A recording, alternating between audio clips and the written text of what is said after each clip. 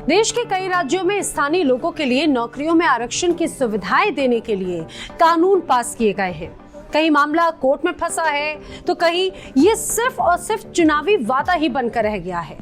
लेकिन जो ताजा मामला सामने आया वो हरियाणा का है, जहां पर हरियाणा राज्य स्थानीय उम्मीदवारों का रोजगार अधिनियम 2020 से संबंधित नोटिफिकेशन जारी किया गया और इस नोटिफिकेशन के मुताबिक 15 जनवरी 2022 से राज्य की सभी नौकरियों में स्थानीय यानी कि राज्य के लोगों के लिए 75% सीटें आरक्षित होंगी। नए कानून के मुताबिक रेजिडेंस प्रूफ के साथ 30,000 रुपए से कम सैलरी वाली निजी क्षेत्र की नौकरियों के लिए लोकल लोगों को 75% आरक्षण दिया गया है। जब ये कानून लाया गया था तो ये सीमा 50,000 रुपए की थी। अब ये भी जान लीजिए कि इसकी मांग हरियाणा में पिछले काफी समय से हो रही थी, लेकिन सत्ता में दूसरी बार आने के बाद खट्टर सरकार ने इस वादे को पूरा किया। अब बात करते हैं देश के उन राज्यों के बारे में जहां पर ऐसे ही कानून पास किए गए हैं। इस फहरिस्त में आंध्र प्रदेश, हरियाणा, मध्य प्रदेश, महाराष्ट्र, कर्नाटक और बिहार है, जिसमें लगभग इसी तरह के नियमों को लागू किया गया। आंध्र प्रदेश के इस नियम को हाईकोर्ट में चुनौती भी दी गई, वहां पर अभी तक इसे लागू नहीं किया जा सका है। साथ ही हरियाणा में भी इस फैसले को कोर्ट में चुनौती दी गई है। बिहार में नवंबर 2017 में नीतीश कुमार ने निजी कंपनियों को भी आरक्षण के दायरे में लाने का प्रावधान लागू किया था, लेकिन इस केस में कुछ खास डेवलपमेंट्स नहीं हुए। साल 1995 में गुजरात में भी राज्य सरकार ऐसा ही कानून लेकर आई थी, जिसमें राज्य के लोगों के लिए 85% सीटों को आरक्षित करने का प्रावधान था, लेकिन ये कभी धरातल पर नहीं आया। महाराष्ट्र में स्थानीय लोगों के लिए 80% के प्रावधान की बात हुई, लेकिन ये कभी कानून की शक्ल नहीं ले पाया। साल 2016 में कर्नाटक सरकार ने बायोटेक और आईटी सेक्टर छोड़कर ब्लू कॉलर जॉब्स में स्थानीय लोगों के लिए 100% सीटों को आरक्षित करने की कोशिश की, लेकिन यहाँ भी कुछ खास नहीं हुआ।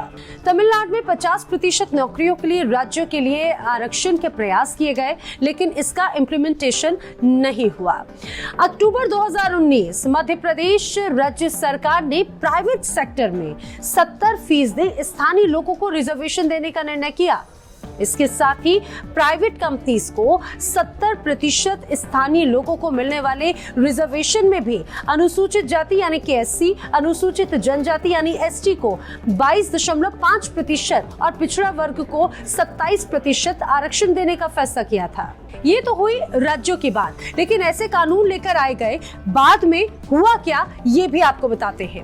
इन कानूनों को आखिर लाया क्यों जाता है? चुनाव में राज्यों में वोट के लिए वादे किए जाते हैं, पलायन कर नौकरी के लिए दूसरे राज्यों से आए लोगों के हक को दरकिनार किया जाता है। चुनाव जीतने के बाद में एक तरह से खाना पूर्ति होती है और नियम को विधानसभा द्वारा पारित किया जाता है। कोर्ट में याचिका लगाई जाती है। अब तक की ज्यादातर मामलों में देखा गया है कि सुनवाई के बाद कोर्ट इसे गैर संवैधानिक करार दे देती है। जहां मामला कोर्ट में नहीं अटकता, वहां पर विपक्ष के विरोध की वजह से और कंपनियों के विरोध से लागू नहीं हो पाता। लेकिन सवाल इसमें यह है कि अगर ये कानून पास हो जाए तो इसका नुकसान किसे होता है और फायदा किसे होता है? नुकसान होता है प्राइवेट कंपनीज को और दूसरे राज्यों से आए लोगों को होता है इसका फायदा। वादा करने वाली सरकारों और राजनीतिक दलों को इससे युवा वोट उनकी तरफ शिफ्ट हो जाता है। ये तो ही चुनावों में स्थानीय दलों की राजनीति और नौकरी लेकर राज्यों के आरक्षण को लेकर होने वाली कोशिशों के, लेकिन संविधान राज्य के लोगों के लिए नौकरी में आरक्षण को लेकर क्या कहता है ये भी जानिए।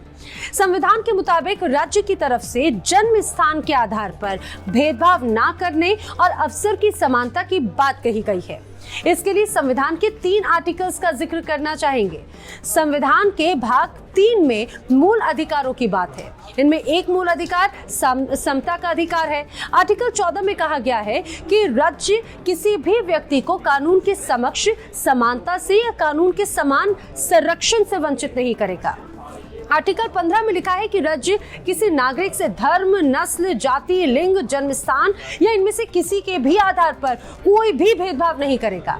वहीं आर्टिकल 16(1) के मुताबिक राज्य के अधीन किसी भी जगह पर रोजगार या नियुक्ति से संबंधित विषयों में सभी नागरिकों के लिए अवसर की समानता होगी।